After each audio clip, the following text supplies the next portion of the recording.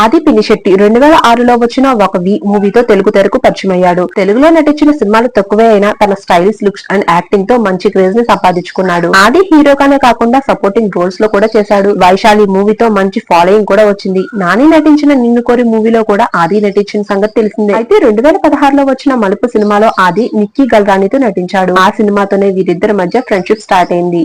ఇక ఆ తర్వాత ఫ్రెండ్షిప్ కాస్త ప్రేమగా మారడంతో ఆది పినిశెట్టి నిక్కీకి ప్రపోజ్ చేశాడు. నిక్కీ కూడా ఒకే అనడంతో ఇద్దరు 2022 మే 18న అంగరంగ వైభవంగా చెన్నైలో కొద్దిమంది ఫ్యామిలీ అండ్ ఫ్రెండ్స్ సమక్షంలో పెళ్లి చేసుకున్నారు. రీసెంట్ గానే వీరిద్దరూ తమ థర్డ్ వెడ్డింగ్ యానివర్సరీని సెలబ్రేట్ చేసుకున్నారు.